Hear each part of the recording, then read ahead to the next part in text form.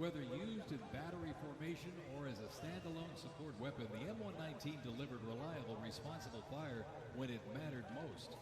Still in service today, including on the front lines in Ukraine, it remains a trusted part of the Army's arsenal.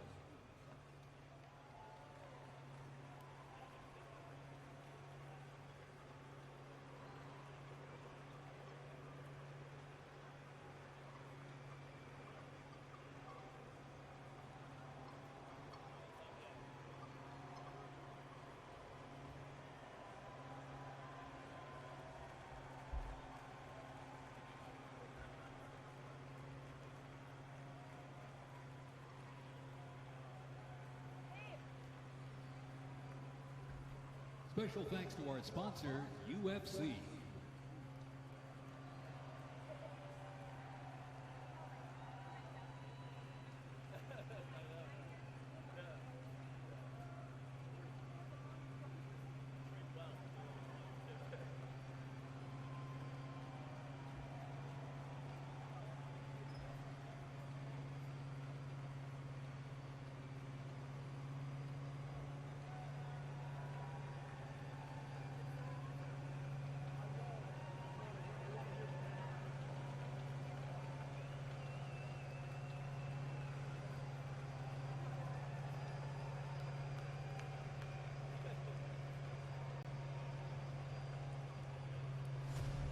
September 11, 2001, terrorists destroyed the World Trade Center in New York City and struck the Pentagon in Washington, D.C. using commercial airliners. In response, the U.S. launched the global war on terrorism. The U.S. would stop potential threats around the world and take the fight to terrorist groups and the nations that backed them. The Army immediately deployed forces to Afghanistan to destroy Osama bin Laden's al-Qaeda terrorist organization and depose his sponsors, the ruling Taliban. The 2003 President Bush expanded the war to Iraq. Soldiers and other armed services overthrew Iraq's dictator Saddam Hussein. The fight to stabilize Iraq and prevent terrorist groups from overthrowing its new government continues to this day. The campaign in Afghanistan lasted until 2021 when U.S. forces withdrew. The Taliban returned to power.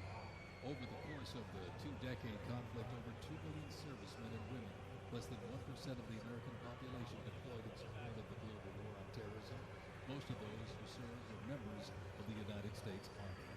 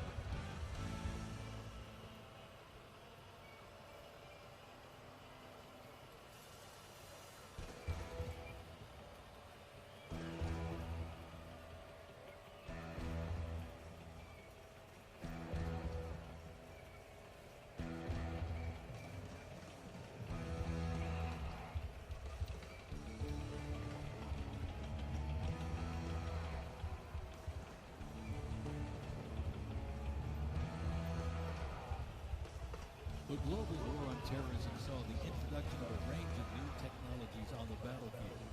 The 8-wheeled Stryker armored combat vehicle is the first military vehicle to enter service in the U.S. Army since the Abrams tank back in the 1980s. The vehicle was developed to fill a gap in the Army's inventory between a lighter infantry and heavy armored unit. The Stryker armored combat vehicle enables the team to maneuver in close and urban terrain, plus provide protection in open terrain and transport infantry quickly to critical battlefield positions. The first Stryker vehicles were fielded back in 2002 with the first Stryker Brigade combat team deploying to Iraq in 2003.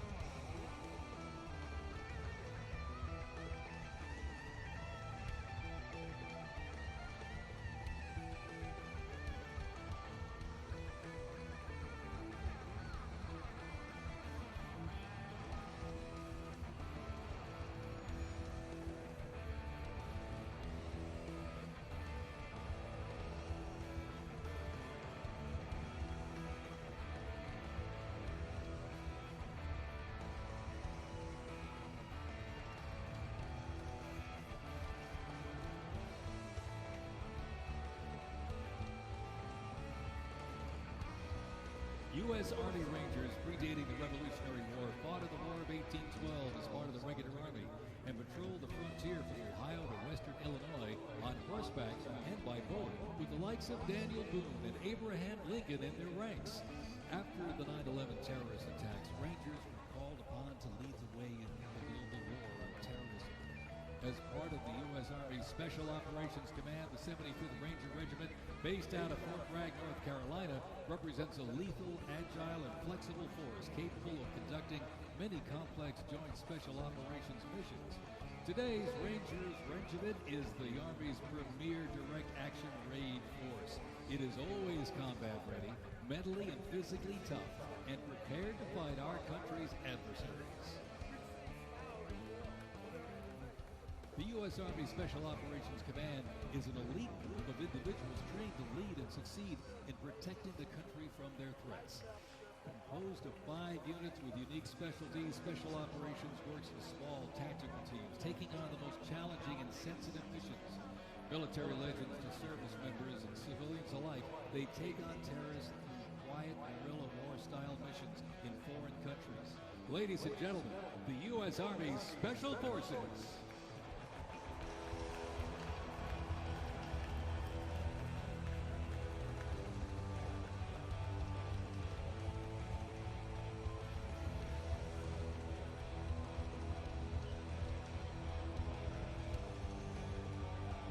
The Stryker Brigade Combat Team combines the capacity for rapid deployment with survivability and tactical mobility. Adaptability and continuous transformation to overcome our enemies is vital. Fighting an elusive enemy in distant places and at home requires new tools such as unmanned aerial vehicles for surveillance and the Blue Force Tracker to see real-time details of troop movements. The United States does not face the challenging international environment alone.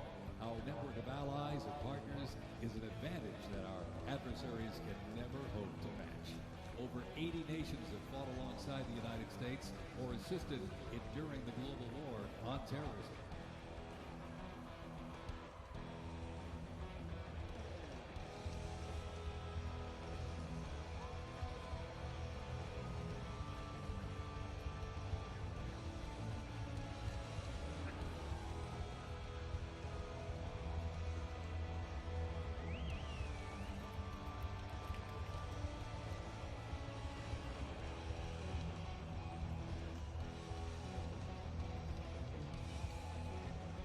The 10th Mountain Division's climb to glory began with its establishment as the 10th Light Division in July 1943, the only one of its size in the U.S. military to receive specialized training for fighting in mountainous conditions. After period spent inactive as a training division and as a standard infantry division, the unit returned to its roots in 1985 when it regained its Mountain Division designation. In the 1990s, the division participated in numerous humanitarian and peacekeeping operations. During the War on Terrorism, the 10th Mountain Division proved their mettle as light fighters through repeated deployments to Afghanistan and Iraq. Now, since 2002, the 10th Mountain Division, based out of Fort Drum, New York, has been the most deployed regular Army unit. Its combat brigades have seen over 20 deployments to both Iraq and Afghanistan in support of Operation Iraqi Freedom and Operation Enduring Freedom. To show America's military might, they have one purpose: to deter war and, if ordered, defeat the enemies of the United States of America. They are the 10th Mountain Division.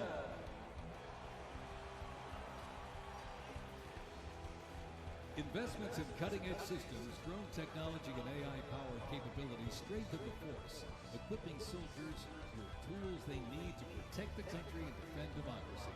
The Army has 8 Stryker Brigade combat teams, 6 in the active component and 2 in the National Guard. More than 2/3 of the 7,000 servicemen and women who sacrificed their lives fighting the global war on terrorism were part of one of the Army's 3 branches: active duty forces, the Army Reserve, and the Army National Guard.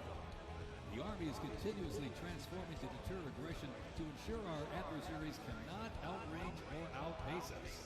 This transformation is not just about adapting, it's about maintaining dominance, ensuring that America's Army remains unmatched in its speed, flexibility, and ability to support the nation's strategic priorities.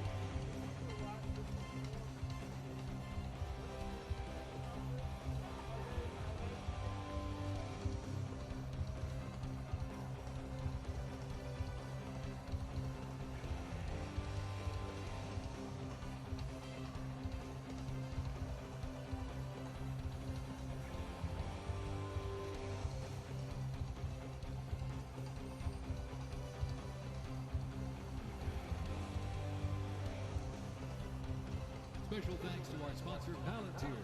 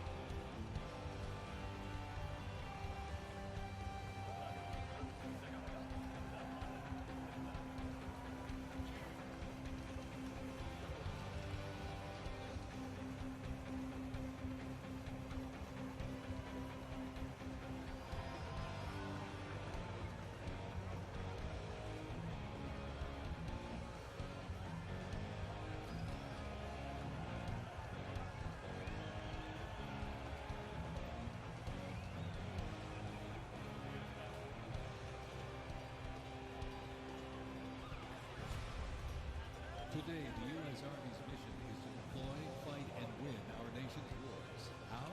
By securing ready, prompt, and sustained land dominance by Army forces across the full spectrum of the conflict as part of the joint force.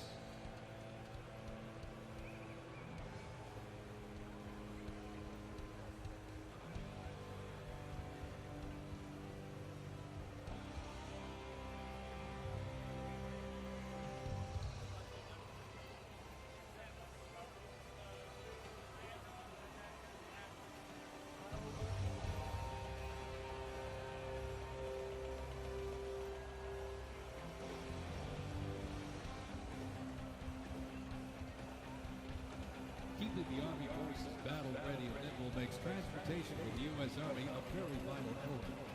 Spread across the parade today, numerous fighting vehicles, some designed for very specific functions and others for flexibility, but they all must be maintained.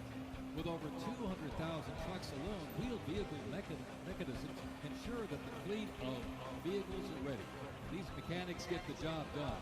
This convoy starts with the M777, a lightweight howitzer. These lightweight howitzers may not look particularly lightweight, but are made from titanium. They are 7,000 pounds lighter than their predecessor, the old M198. Used by the Army since 2005, the M777 is currently being used in Ukraine. Weighing only 4,700 pounds, the M119 howitzer is smaller and is used by infantry brigades, particularly for aerosol missions.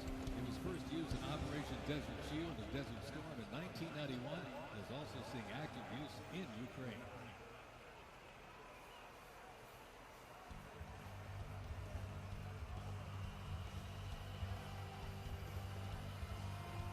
The 7th Infantry Division, stationed at Joint Base Lewis McChord, has been seeing continuous combat action ever since activation in World War I.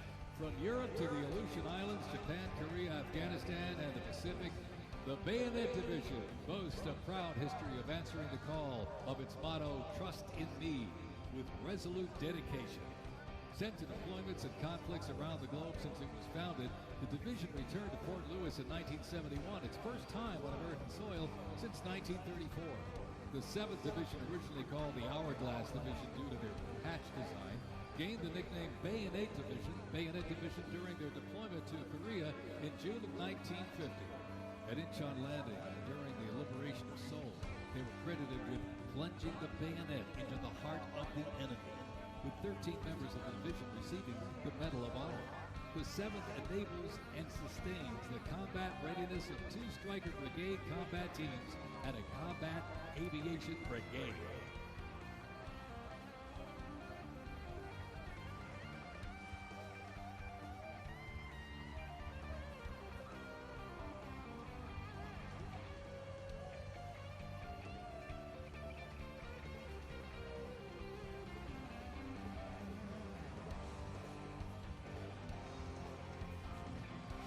With the American soldier, the cornerstone of everything the Army does, we are continuously transforming. Army careers span the spectrum from attorneys to astronauts and mechanics to engineers. The Army's greatest asset is our people, the finest men and women our great nation has to offer, with a myriad of talents that make us stronger. Aside from its people, the Army's next greatest asset is its technology and equipment. Coming up next, these vehicles offer a glimpse of what the Army employs for readiness and battle. The portable howitzers and the portable Abrams tank are used extensively in the Gulf War, along with Bradley tanks and the infantry squad vehicle. The ISB provides enhanced tactical mobility of an infantry brigade combat team. This allows commanders greater freedom of movement and action. The ISB provides the warfighter with increased flexibility to ensure infantry units maintain momentum to achieve mission success.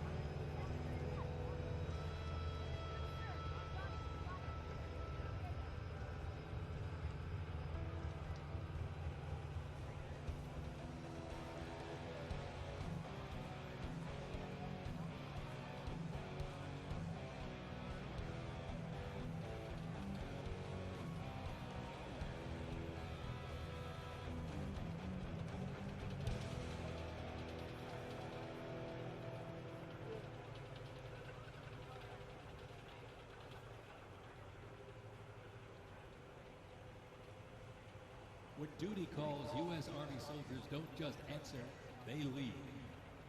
From Fort Bragg, witness a powerful demonstration of strength, purpose, and the unmatched capability of today's Army.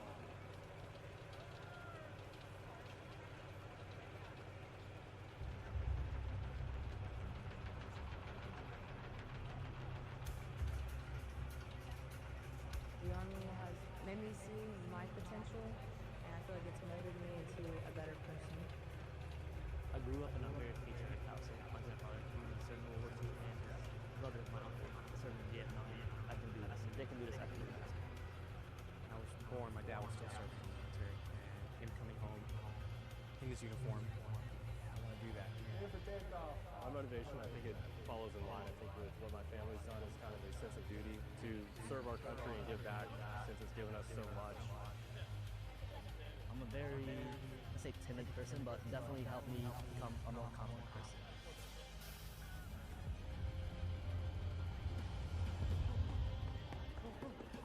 Working with a group of my peers, it really shows how much working with a team can strengthen you. All right, ready to go? Ready to go? I drive a lot of purpose from serving others. I think serving something bigger than myself gets me out of bed every day. If you follow that piece I said.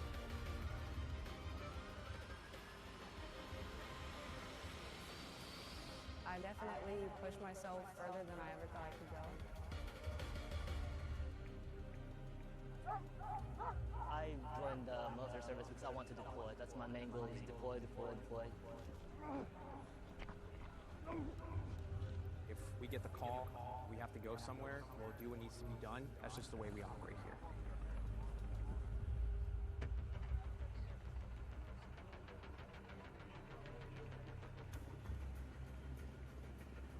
This is one of the few jobs in the nation where we all take an oath. Life on the line for you, and they're willing to put their life on the line for me.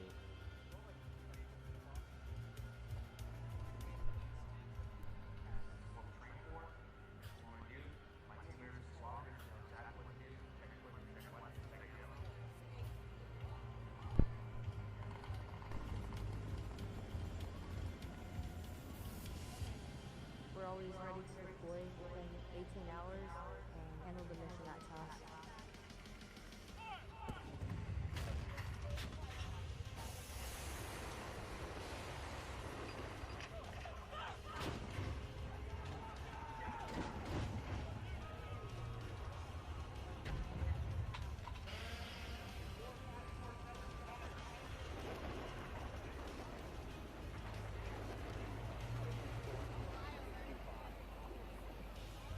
We jump so frequently so that our jump masters and paratroopers are ready to deploy.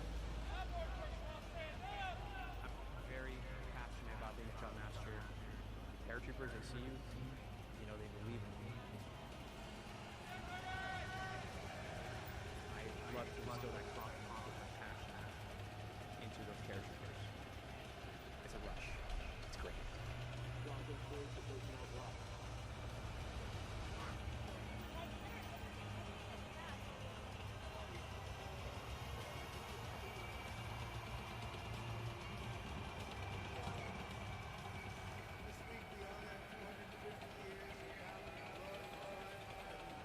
Greatest fighting force ever to walk the face of the earth, the United States Army. 2.5 centuries, our soldiers have marched into the raging fires of battle and obliterated America's enemies. I love the Army. It is a great place to set yourself up for success, to prepare yourself for the future. God bless you, God bless our soldiers, and God bless the U.S. Army.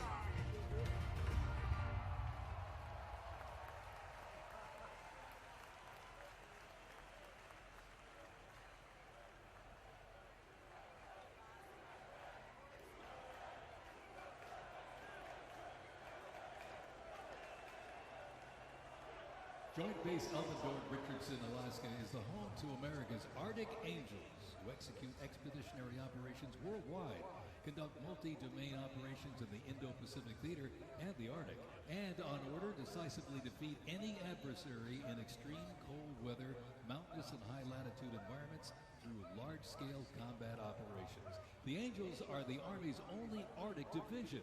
Masters of Arctic warfare, the 11th serves worldwide in all climates. Established in November of 1942, the Angels of the 11th Airborne Division led the way in the Philippines during World War II and spearheaded an amphibious invasion of Luzon and distinguished themselves during the liberation of Manila.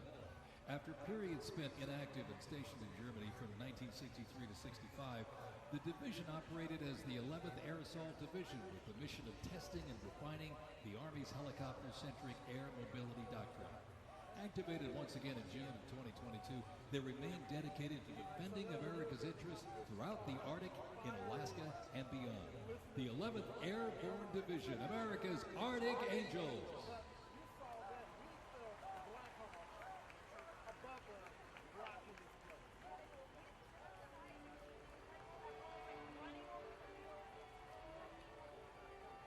Requiring ongoing maintenance in the field and on base because nothing happens until something moves, wheeled vehicle mechanics supervise and perform maintenance, repair, and recovery operations on vehicles that serve the Army in a variety of mission-critical roles.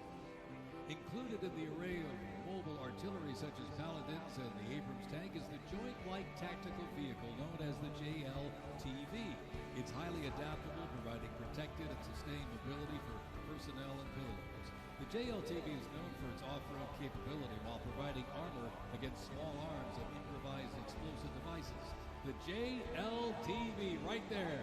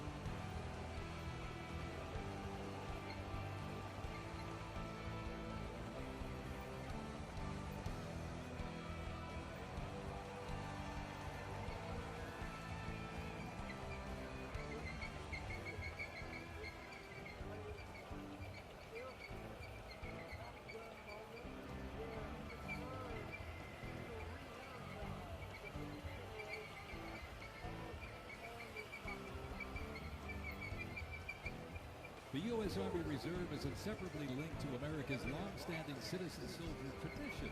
Organizationally, the Reserve's roots lie in the Medical Reserve Corps, established back in 1908 to provide a ready reserve of medical manpower. This organization was folded into the new offices of the Officers Reserve Corps in 1917. Reserve organizations furnished crucial manpower to the Army during World War I and emerged into 1920 into the Organization of Organized Reserve.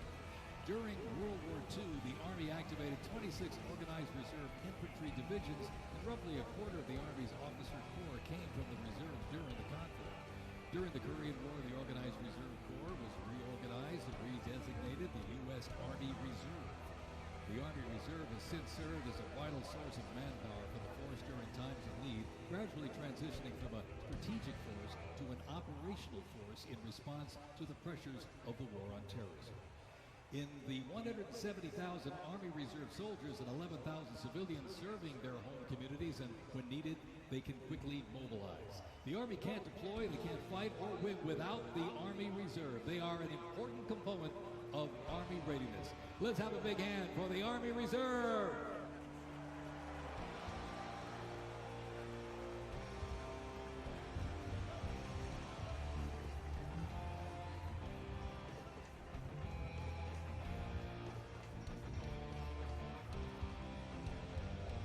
Today and tomorrow's Army looks to increase safety and survivability, create efficiency, and streamline processes. The Striker is a great example of assessing evolving needs and developing the solution. Strikers provide a balance between heavy armor and infantry brigade and combat teams.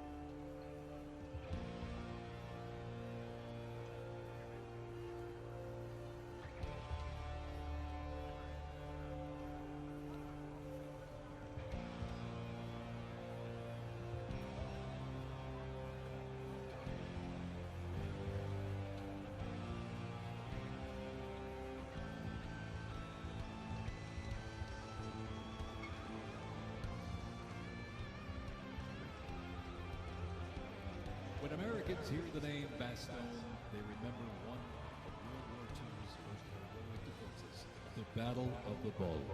Surrounded by German forces in the frozen forests of Belgium in December 1944, soldiers of the 101st Airborne held the line.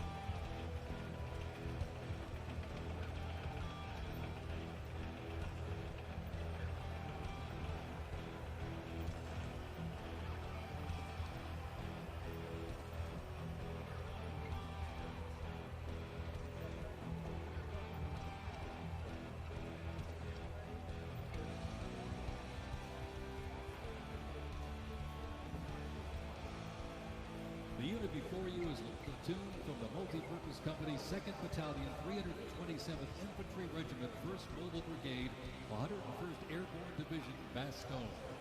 They are showcasing the Army's Transformation in Contact Initiative, a program that allows the Army to rapidly test, evaluate, and equip our soldiers with the newest technologies.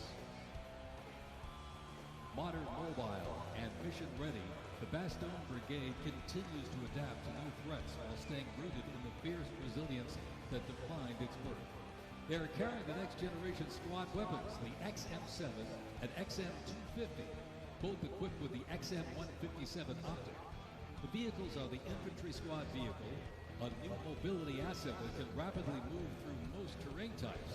The trailer is the S-MET, and it's capable of carrying heavy loads under its own power through restrictive terrain. This platoon is equipped with 3 types of small unmanned aerial systems. They are the Ghost X, located on the S-MET, the C-100, and right above us there, the X-10D, which are flying above the formation right now.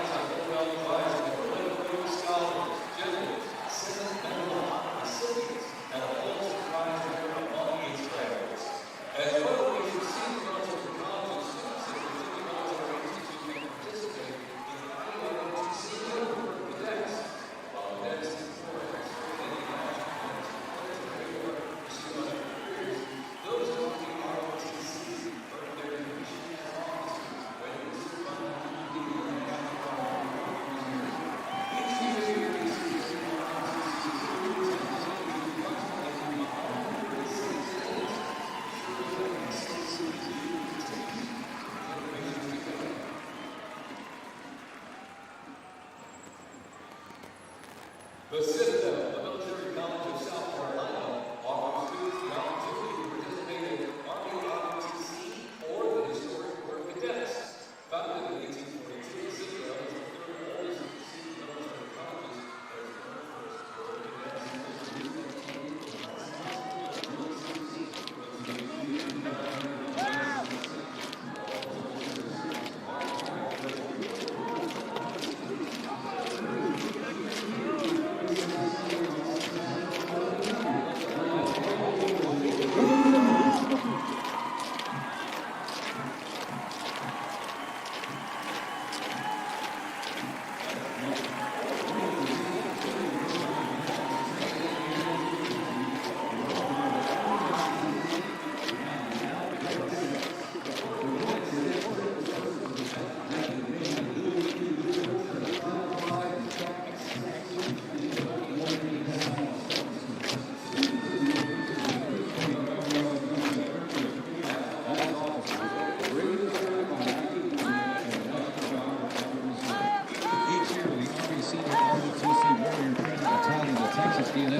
proudly commissioned more than 92nd Lieutenant and is honored to shape the future leaders of the U.S. Army.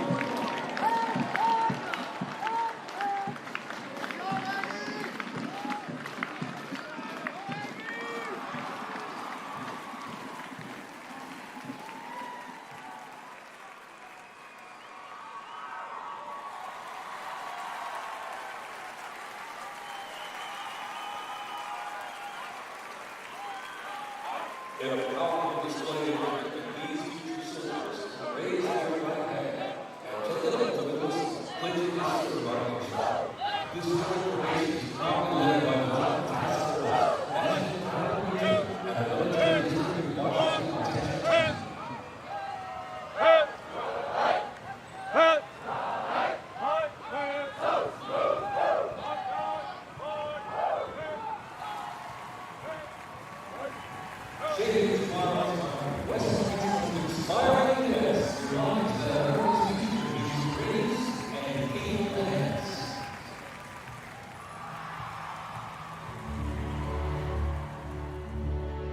The pride to serve my country knows that I'm doing it not for myself. Every day I put on the uniform, I'm not just representing Caroline Robinson. I'm representing my company here at the Academy. I'm representing West Point.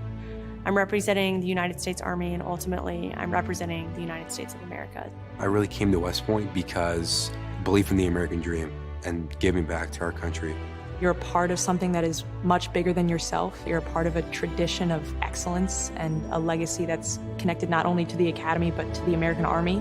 I'm surrounded by people who want to make themselves better and serve our country. Excellence is their baseline, and that to me is what it means to be a West Point cadet. From the earliest days of our nation, this supreme tradition of American military service has been passed down from soldier to soldier and generation to generation, and it's a beautiful thing to watch. My brother preceded me here, and originally I didn't really know what West Point was until he came. But when I saw the mission that they were committed to, of upholding the principles of American democracy and protecting the Constitution, I knew it was somewhere I had to be. Every time that we lived outside of the United States, I always developed this sense of gratitude and pride of being an American, and I wanted to give back to my country what it gave to me. And it wasn't until I zipped up the blouse and I put the belt on for the first time that I realized that I was going to be serving my country, and it felt right. West Point was the place that I needed to be, and more importantly, the Army was where I wanted to be. I just looked to the left and right over basic training and realized that we all had the same American patch on our shoulders, that we're all fighting for the same thing. I mean, there was no better feeling in the world knowing that every single person around you is committed and willing to die for that mission. You came for excellence, you came for duty, you came to serve your country, and you came to show yourselves that you are among the smartest, toughest, strongest, most lethal warriors ever to walk on this planet. What excites me the most about my future in the Army is the opportunity that I'm going to have to give back to the American soldiers that I'm going to be leading. Because ultimately, they don't get to choose. And to me, it's that burden of responsibility to be the best leader.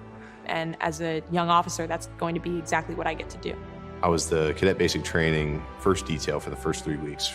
I got to see the new cadets come in from their families' homes and being in process on their very first day and watching them grow so quickly. I would do all the formations, and I looked out at these 1,000 new cadets, people who just come out of high school. They were completely different people. I don't think there's another institution in the country like West Point where the student body is so committed to furthering the mission of America and ensuring our democracy and freedom for generations to come. I'm really surrounded by the best of the best, and that's when I realized this is a place that I absolutely want to be. West Point itself is an amazing institution, but it only provides opportunities. The people here have to choose to take those opportunities and grow and lead and serve. And the people here want to do that. And I'm proud to be a part of that. And I would tell any high schooler who is considering it, you won't regret it.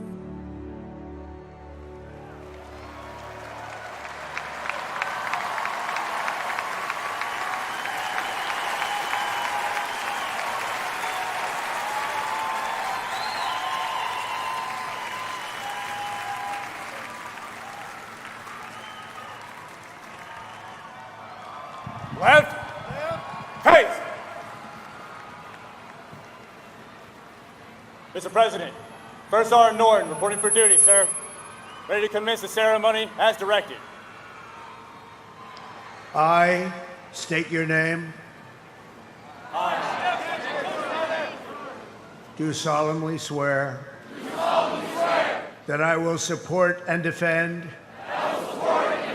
the Constitution of the United States of America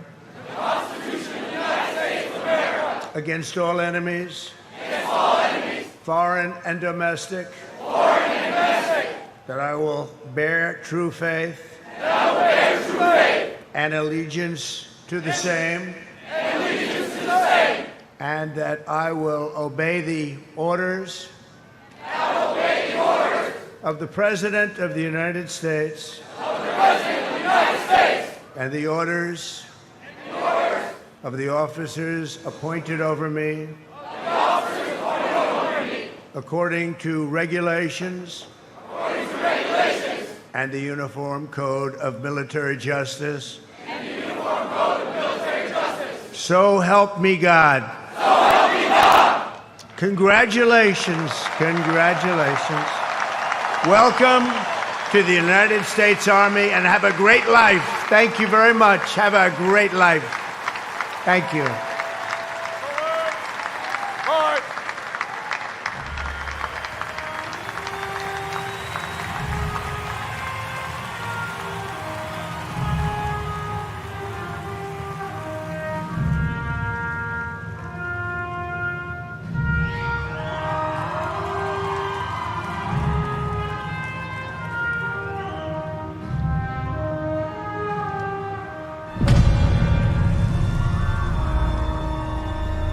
Ranger School is the best life insurance policy for our Army.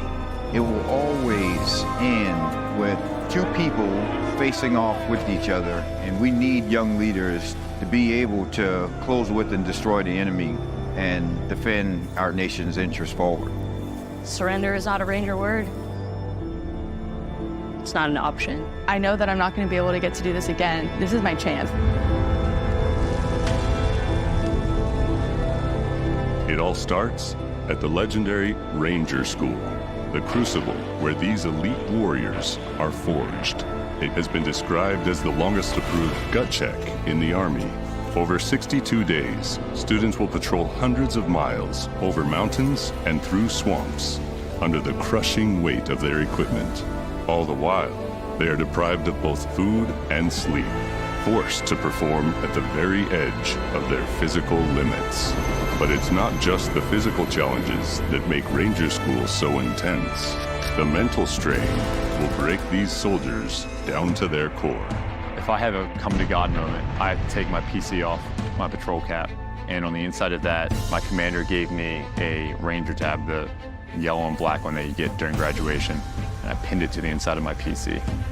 Ranger School is not for the faint of heart, but for those who are up to the challenge, it is the ultimate proving ground. They already didn't have enough beds for people in our company. And our eyes reminded us that we don't have enough beds because there's not going to be this many people by tomorrow. Just a slight reminder that there's too many of you anyways, and not all of you are going to pass. Rangers, if you don't figure it out, you're about to get another casualty. It's completely different than what people would think Ranger School is like, but you can't put that into words, so it's hard to tell somebody something that you have to experience for yourself. They got a saying, it's called as the tab turns. So Ranger School is continuing to change and to develop, but at the end of the day, it is the same, right? They're always going to put you in scenarios that is going to test with your ability to actually make decisions on the ground. As you go through Ranger School, it is a gut check. It's going to check you out.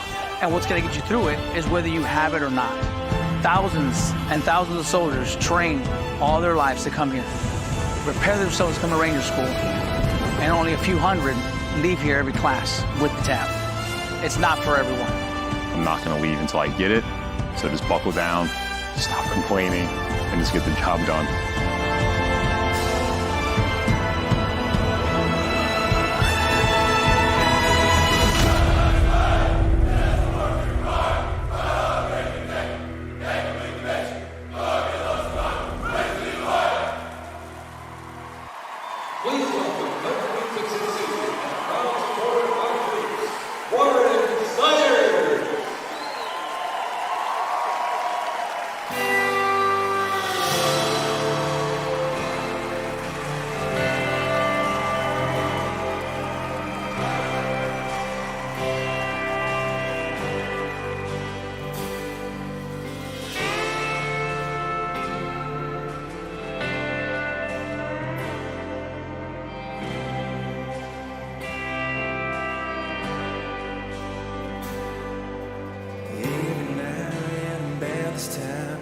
Like she knows I'm lonely. Rolls up when a wine's gone like a record on repeat.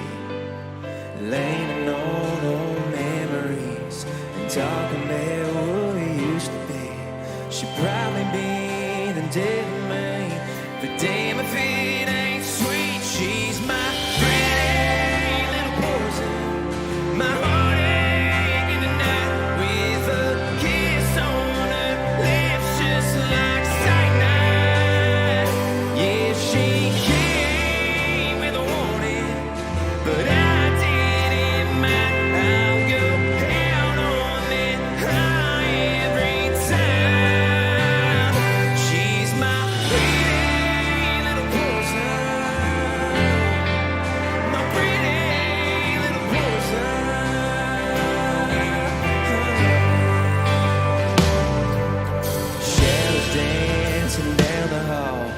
Whispers that she wants me. Try my best not to fall where she falls into me.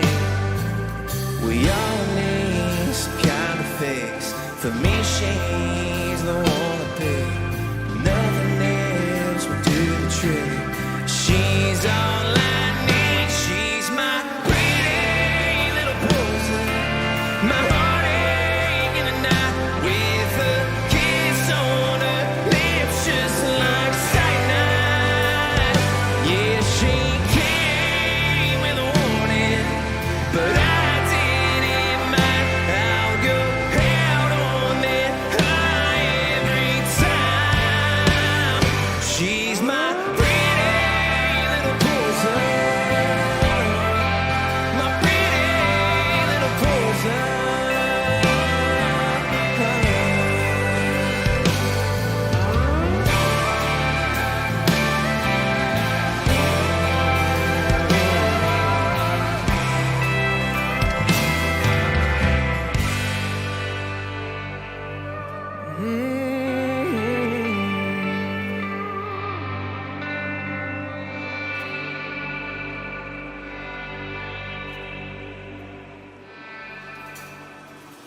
Some I guess it's alcohol. I want none at all. I just want you. No, I just want you. My pretty little poison. My heartache in the night with a kiss on her lips just like cyanide. Yeah, she came with a warning, but I didn't mind. I'll go hell on that high every time. She's my pretty little poison. My pretty little poison. She's my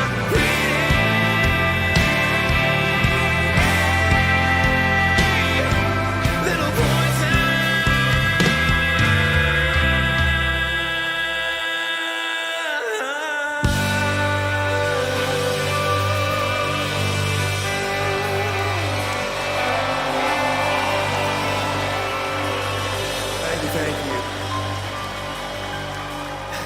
I'm not gonna lie, y'all. I'm nervous, but I would just like to say thank you so much for having me here tonight. I am just so fortunate to be here in front of y'all, and thank you guys so much for what you guys do. And honestly, happy birthday, y'all. Happy birthday.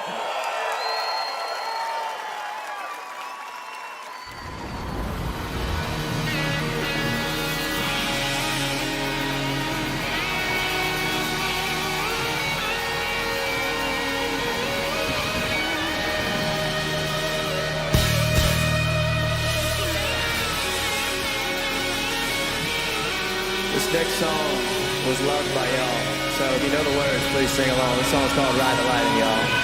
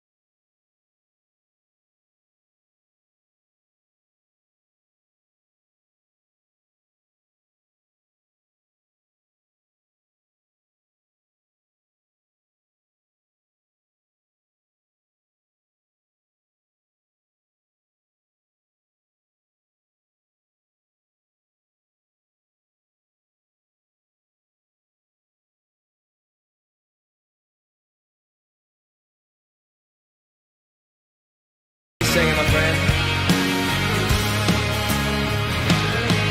There's a man in a black coat standing at a crossroads.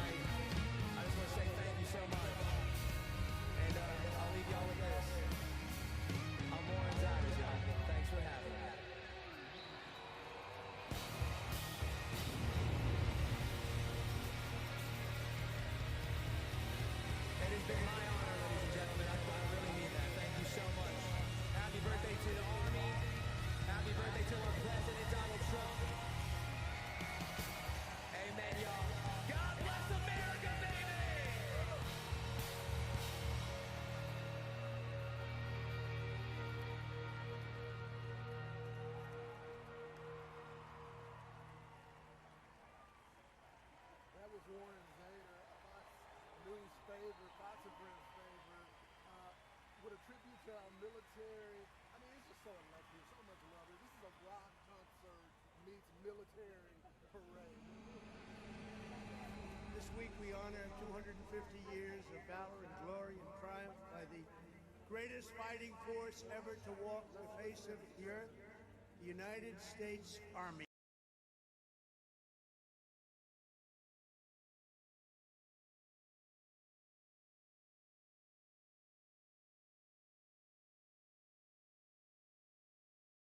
School, Matt's incredible heroism helped ensure that not a single American soldier died in the Battle of Shock Valley.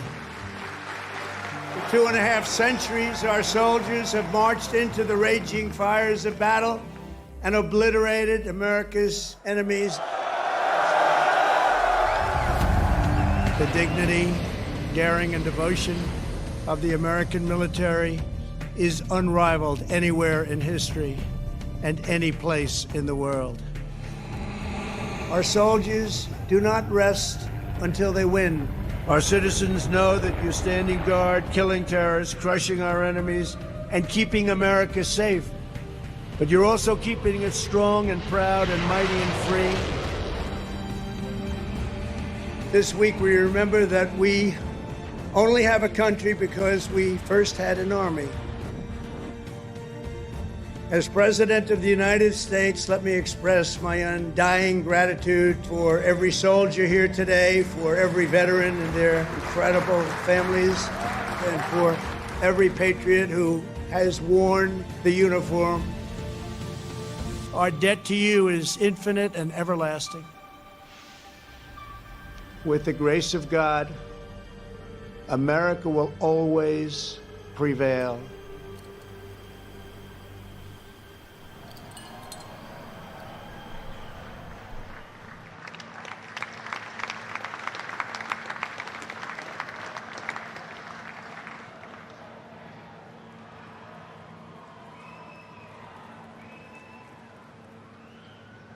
Well, let me say to the thousands of Americans who traveled from distant towns and across state lines to be here today, this is your national capital. Welcome to Washington, D.C. We are thrilled to have you.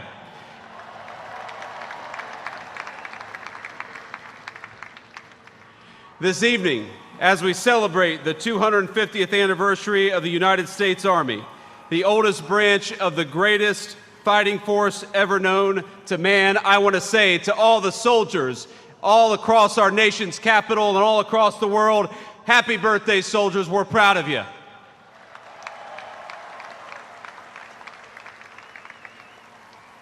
And I want to say you represent an unbroken line of greatness, of excellence. And one of the things the President of the United States has told his entire administration, from the Vice President on down, is that we must remember that the young men and women who put on the uniform and serve this nation are our most precious resource. We must honor them, we must respect them, we must fight for them, and that's exactly what the Trump administration aims to do every single day.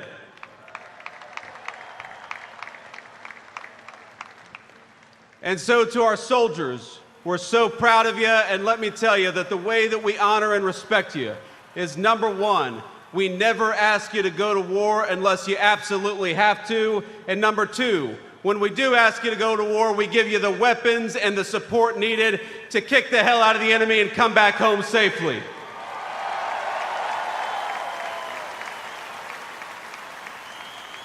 Now, I know I am the last thing standing between the main event, and that is a dangerous place to be with a lot of soldiers in the audience. So let me just say a couple of quick additional thoughts. First of all, June the 14th is, of course, the birthday of the Army. It is, of course, the birthday of the President of the United States, and happy birthday, Mr. President. But I would get in trouble if I didn't mention that it's also my wedding anniversary. And so to my lovely wife, I love you, honey, happy anniversary, and thank you for everything that you do for our country.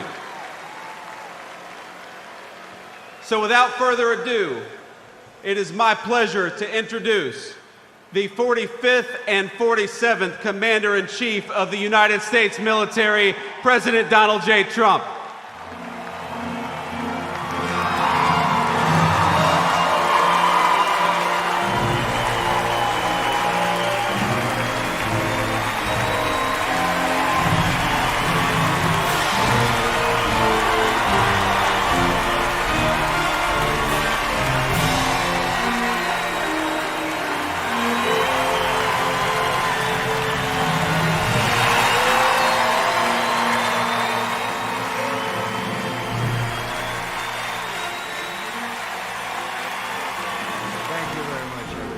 Thank you to Vice President Vance, and thank you to our wonderful First Lady, and above all, thank you to the greatest, fiercest, and bravest fighting force ever to stride the face of this earth, the United States Army. Thank you very much.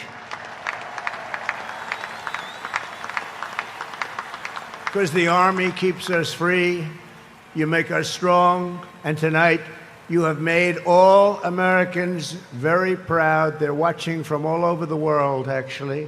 Made them all very proud. Every other country celebrates their victories. It's about time America did too. That's what we're doing tonight. And watching this magnificent display, our souls are filled with gratitude for every generation of warriors who have worn the uniform all the way back to the very beginning. So to every veteran across our land and right here in our nation's capital, including 6 recipients of the Congressional Medal of Honor, we love you, we honor you, and we salute your noble service to our flag and to our country. As we celebrate tonight, we also think of the hundreds of thousands of Army soldiers who have made the supreme sacrifice for our nation and selflessly laid down their lives in every war, from the Revolution to the War on Terror. To the Gold Star families with us today, the courage of your heroes is the bedrock on which our entire nation stands. We thank you. Yes, we thank you. Today we commemorate an event that did not just change American history, but changed the history of the entire world. With the creation of America's Army on June 14th, 1775, liberty got its shield and the freedom got its sword. Those first Army patriots in the American Revolution fought against a fearsome enemy and impossible odds, but they were armed with a righteous cause. They were led by an indomitable commander, a truly great man, General George Washington, and they were united by an eternal creed. Their motto was victory or death. Over the past 2.5 centuries, our warriors have shown unrivaled valor on fields of battle around the globe. With the frostbitten feet and bloody fist, they have marched into the flames and fury of combat, charged up mountains, stormed beaches, waded through torrents of gunfire, and leapt into skies thick with smoke and shrapnel. The U.S. Army has driven bayonets into the heart of sinister empires, crushed the ambitions of evil tyrants. Beneath the threads of American tanks, it's done so well, it's done so much, and sent the devil himself flying into full retreat. Time and again, America's enemies have learned that if you threaten the American people, our soldiers are coming for you. Your defeat will be certain, your demise will be final, and your downfall will be total and complete.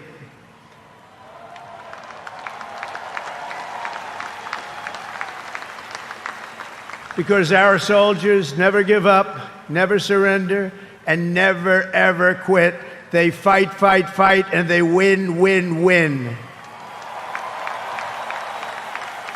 And that's why no institution in history has entered more names into the roster of American heroes than the U.S. Army, the Congressional Medal of Honor, more than anyone or anything.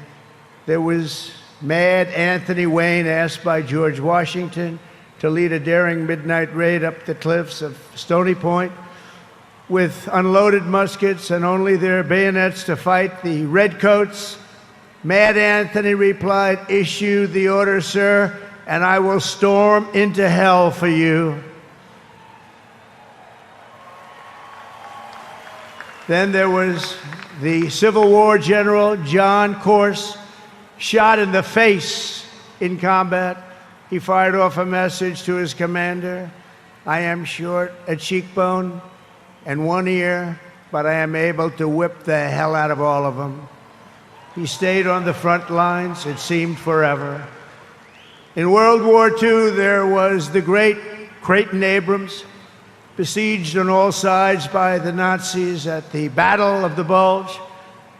He boldly proclaimed, "They've got us surrounded again, the poor bastards."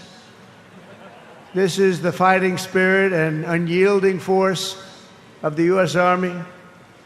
It has never changed, and it will never, ever change, because there is no earthly force more powerful than the brave heart of a U.S. infantryman or an Army Ranger, paratrooper, or Green Beret. They are the best, they are the finest. From Bunker Hill to San Juan Hill, from Gettysburg to Guadalcanal, from Yorktown to Shiloh, and from the trenches of the Argonne to the mountains of Afghanistan, the Army has forged a legacy of unmatched courage, untold sacrifice, and unequaled and undying glory. Our soldiers have poured out their blood by the bucketful on Missionary Ridge and Heartbreak Ridge, on the sands of Sicily, Normandy, and the Philippines, and on the dusty streets of Da Nang, Baghdad, and Fallujah. Thanks to their extraordinary service and devotion, 250 years later, America stands tall, America stands proud, and America stands free. We're the hottest country in the world right now, and our country will soon be greater and stronger than ever before. Down through history, we've been blessed beyond words by this valiant legion of Army warriors and patriots, heroes and legends. And tonight we affirm with unwavering certainty that in the years ahead and in every generation hence, whenever duty calls and whatever danger comes, the American soldier will be there.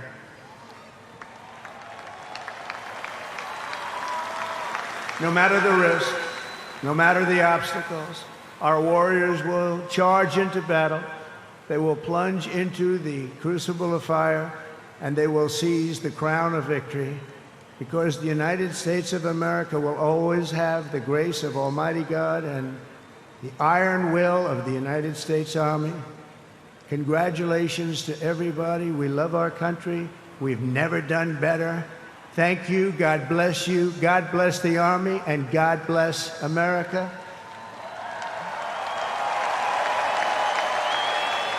And now I'd like to ask our great First Lady to join me at the podium. Thank you very much, everybody.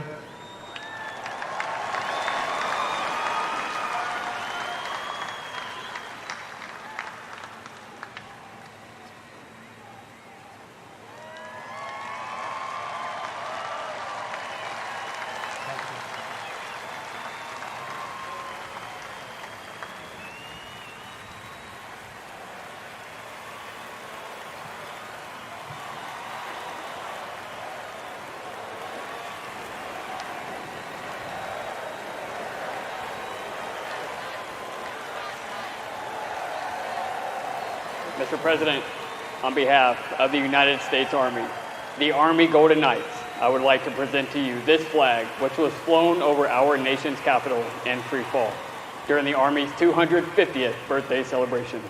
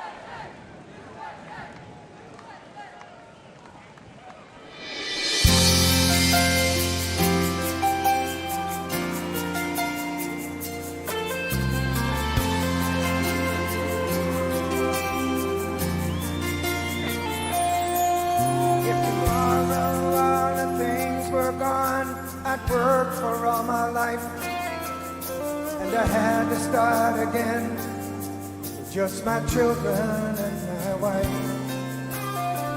Thank my lucky stars to be living here today, 'cause our flag still stands for freedom, and they can't take that away.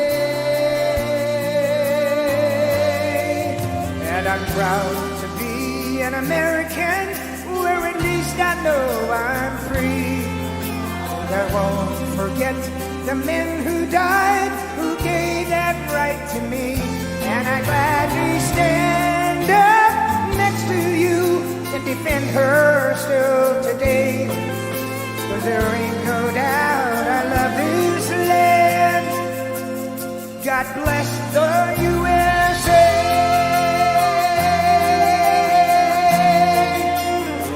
Happy birthday, Mr. President.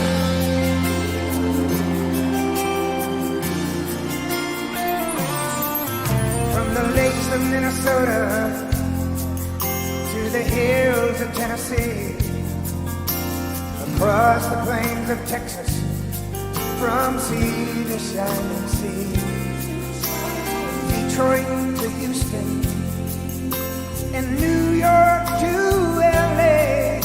There's pride in every American heart, and it's time we stand and say, sing it with me. I'm proud to be an American, where at least I know I'm free. And I won't forget the men who died, who gave that right to me. And I gladly stand up next to you and defend her till today. 'Cause there ain't no doubt I love this land.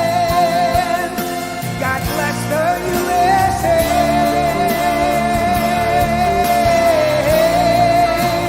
Light up your cell phone. And I'm proud to be an American, where at least I know I'm free. And I won't forget the men who died, who gave that right to me. And I gladly stand up next to you and defend her still today. 'Cause there ain't no doubt I love this land. God bless the USA.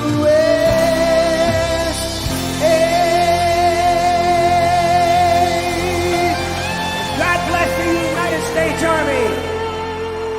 Thank you.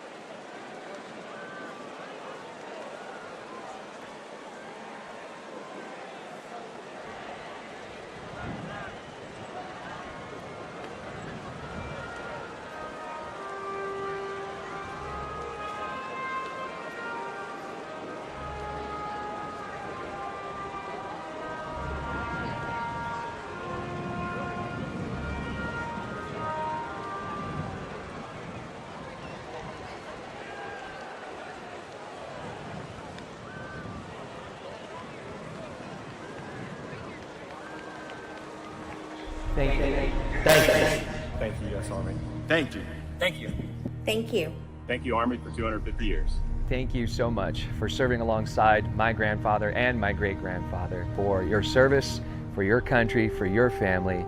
And I just want to say thank you from a generation that may not have known your name, but I get to live in the freedom because of it. I want to thank all the U.S.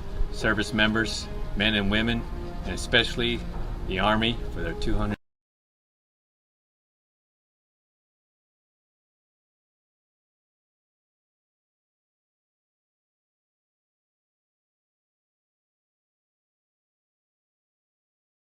In the U.S. Army, we thank you for your courage, your sacrifices, and the burdens that you may now carry. Thank you so much for doing what you do, putting your lives on the line for other men like me to live the life I live. I just want to say happy birthday to the U.S. Army, congratulating them on 250 years. I want to give a big shout out to my Uncle Zadian, who served in the Army, and thank you for all you do. I'm very thankful for the dedication and the hard work of the men and women of the U.S. Army. Hi, American soldiers. Thank you for all you do. Love you. Our freedom is not free, and we know that we are free because of you and your efforts. Thank you to our Army active duty and veterans for protecting our rights and freedoms. Comes at an immeasurable cost. Wishing you the best. Happy birthday. Go on.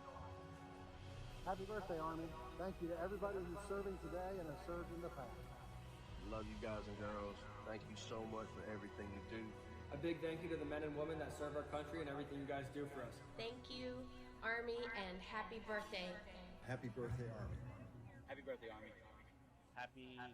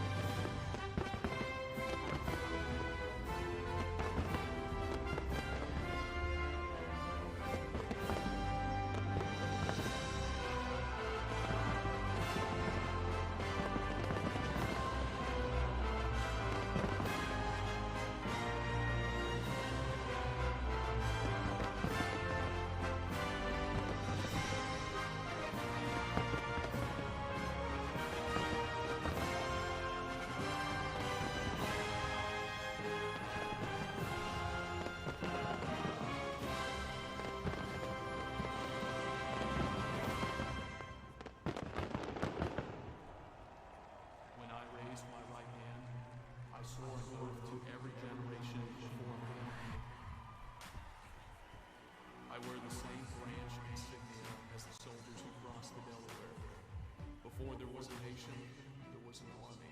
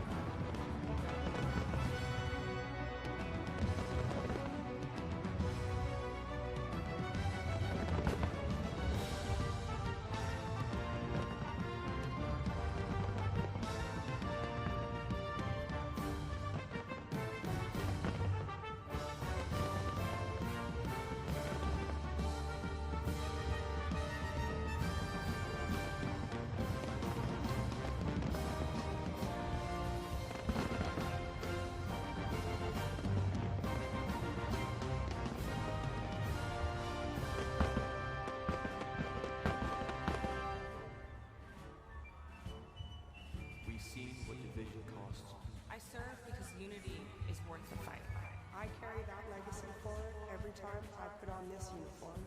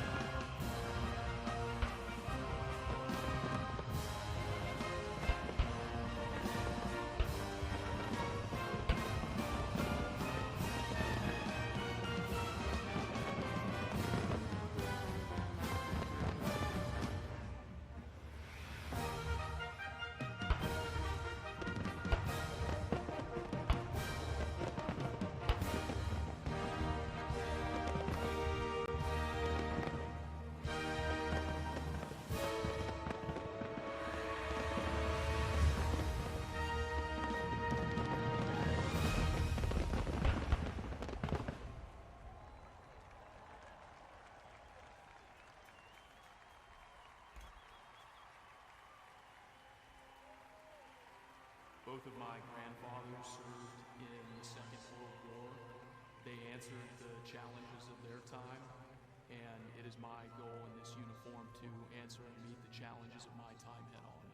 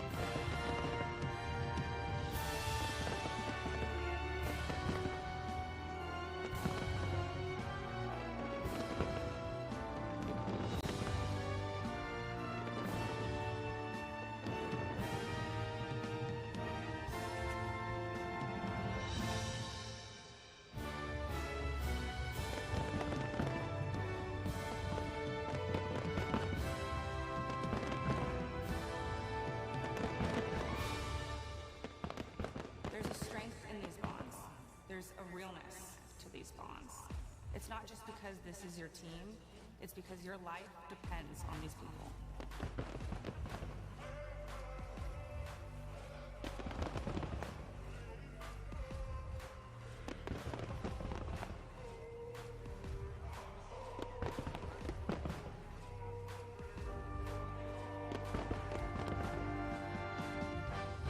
I am an American soldier.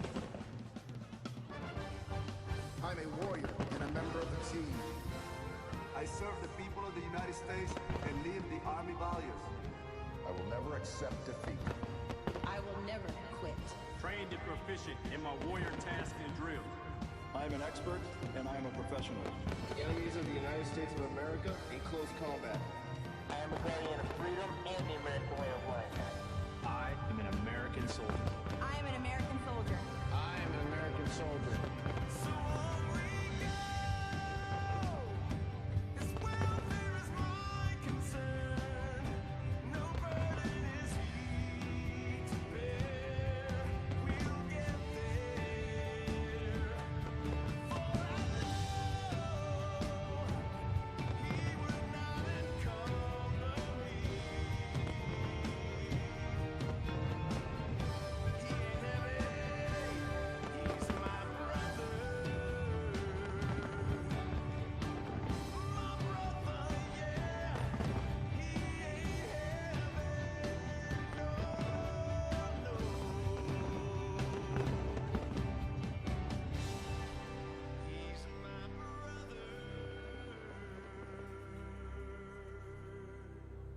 outside guarding the tomb of the unknown soldier. It is one of the most honorable jobs I think that I could have had in the military. I think about those soldiers who made the ultimate sacrifice. Oh, beautiful for heroes proved in liberating strife.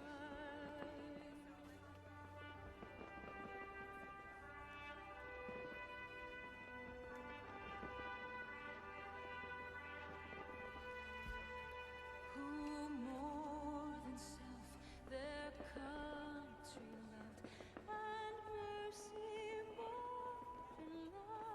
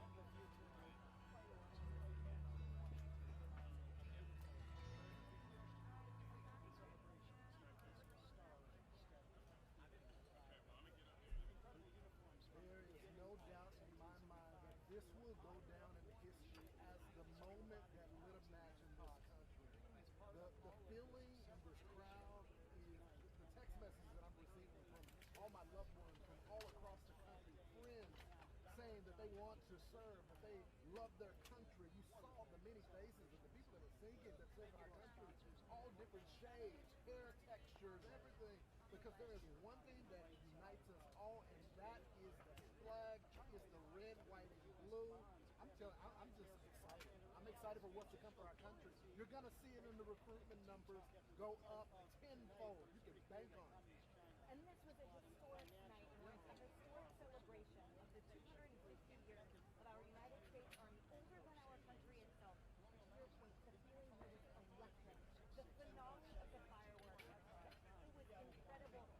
The sky too, like the charge feeling in the air. The storm never even moved, so the charge in the air is not the lightning. It's all brought to the courtesy of the red, white, and blue, and the commander-in-chief that presided over an incredible reenlistment ceremony. As we saw 250 years worth of decades, right behind us here on Constitution Avenue, in the form of tanks, in the form of helicopters and parachutists, and technology that was incredible from every single serviceman and woman, every single U.S. Army, brave, enlisted, and officer with a smile on their face to the gratitude of the cheering fans.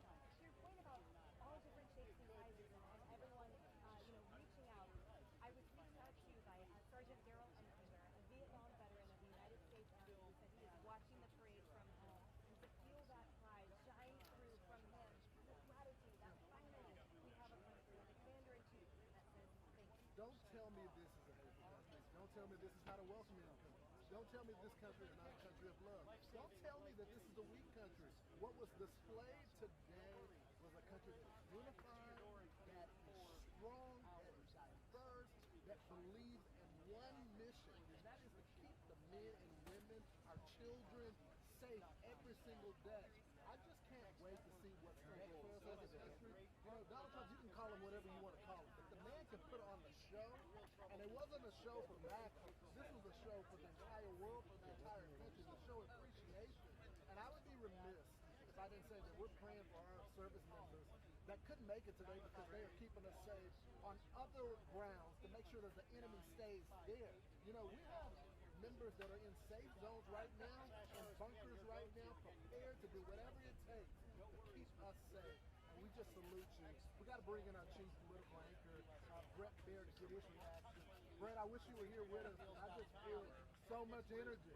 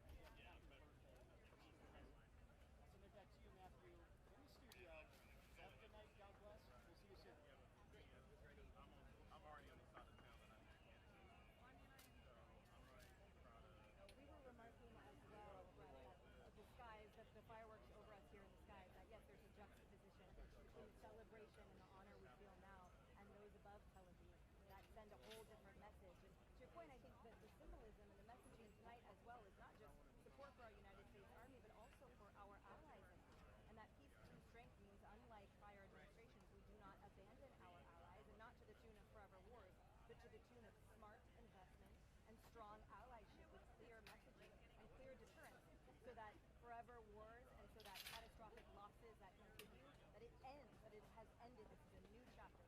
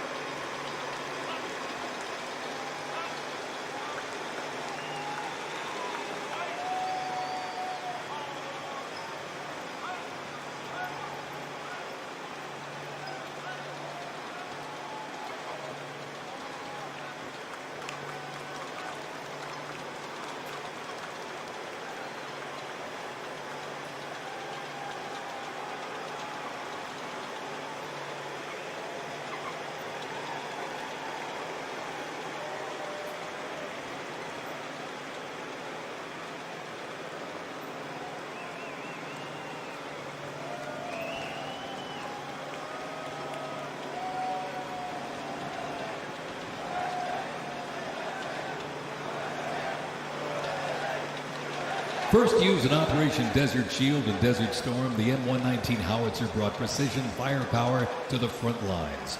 Lighter and more mobile than larger artillery, it was built for the infantry brigade, able to fire high into the air or directly at the target depending on the mission.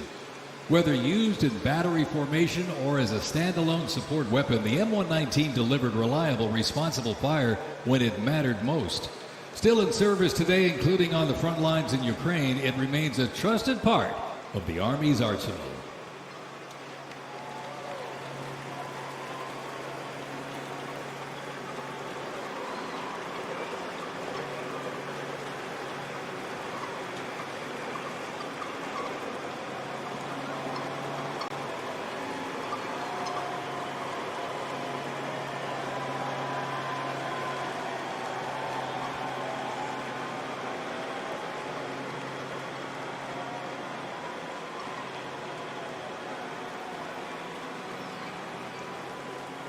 Special thanks to our sponsor, UFC.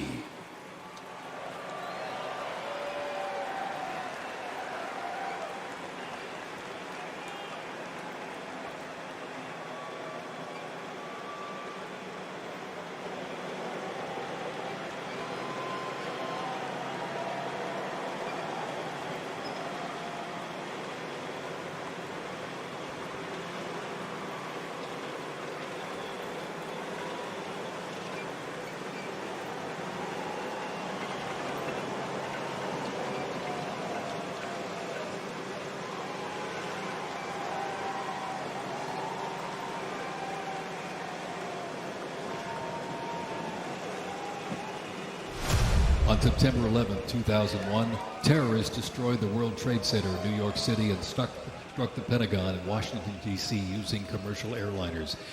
In response, the U.S. launched the global war on terrorism. The U.S. would stop potential threats around the world and take the fight to terrorist groups and the nations that back them. The Army immediately deployed forces to Afghanistan to destroy Osama bin Laden's al-Qaeda terrorist organization and depose his sponsors, the ruling Taliban. The 2003 President Bush expanded the war to Iraq. Soldiers and other armed services overthrew Iraq's dictator Saddam Hussein. The fight to stabilize Iraq and prevent terrorist groups from overthrowing its new government continues to this day. The campaign in Afghanistan lasted until 2021 when U.S. forces withdrew and the Taliban returned to power. Over the course of the two-decade conflict, over 2 million servicemen and women, less than 1% of the American population, deployed in support of the global war on terrorism. Most of those who served were members of the United States Army.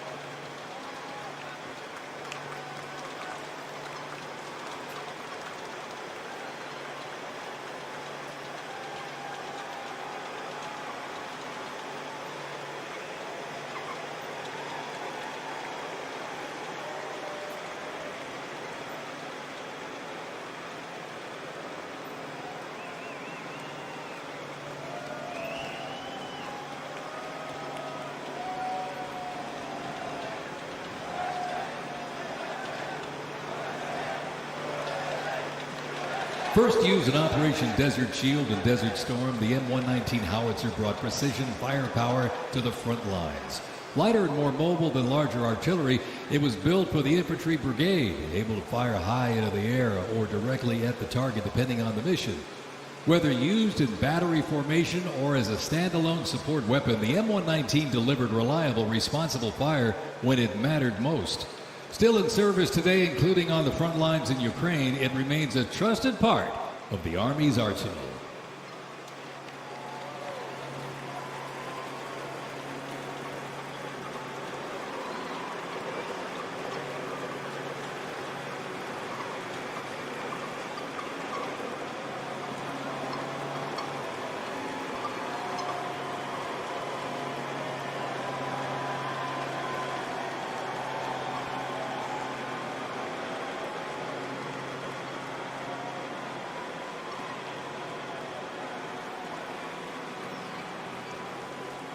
Special thanks to our sponsor, UFC.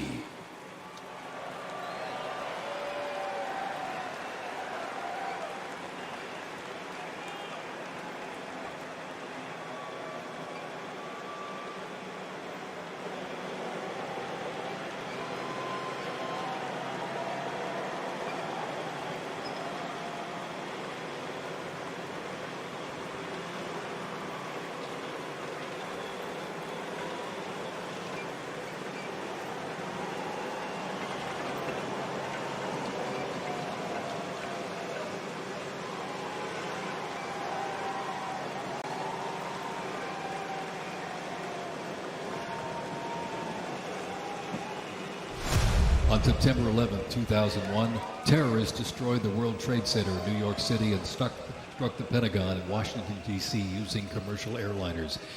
In response, the U.S. launched the global war on terrorism. The U.S. would stop potential threats around the world and take the fight to terrorist groups and the nations that back them. The Army immediately deployed forces to Afghanistan to destroy Osama bin Laden's al-Qaeda terrorist organization and depose his sponsors, the ruling Taliban. The 2003 President Bush expanded the war to Iraq. Soldiers and other armed services overthrew Iraq's dictator Saddam Hussein. The fight to stabilize Iraq and prevent terrorist groups from overthrowing its new government continues to this day. The campaign in Afghanistan lasted until 2021 when U.S. forces withdrew and the Taliban returned to power. Over the course of the two-decade conflict, over 2 million servicemen and women, less than 1% of the American population, deployed in support of the global war on terrorism. Most of those who served were members of the United States Army.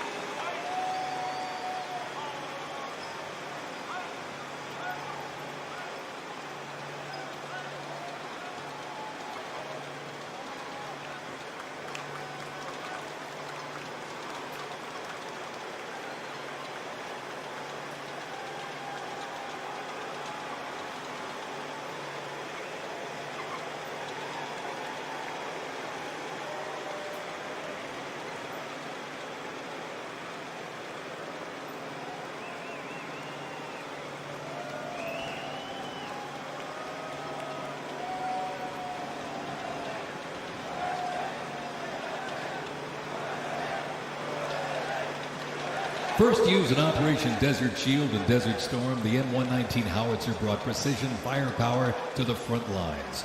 Lighter and more mobile than larger artillery, it was built for the infantry brigade, able to fire high into the air or directly at the target depending on the mission. Whether used in battery formation or as a standalone support weapon, the M119 delivered reliable, responsible fire when it mattered most.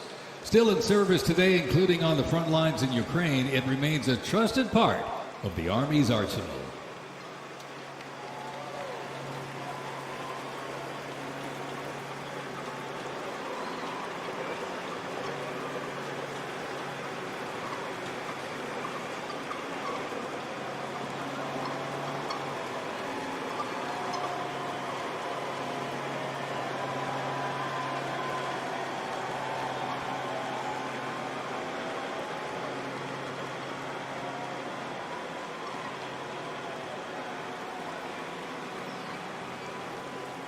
Special thanks to our sponsor, UFC.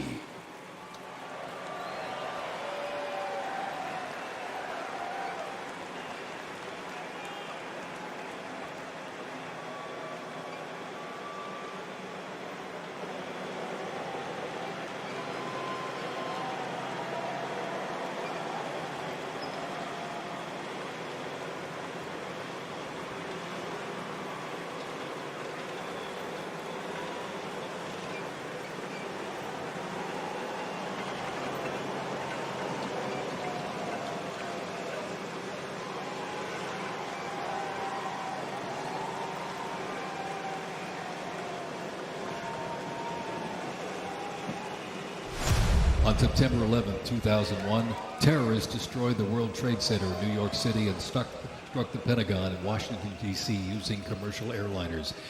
In response, the U.S. launched the global war on terrorism. The U.S. would stop potential threats around the world and take the fight to terrorist groups and the nations that back them.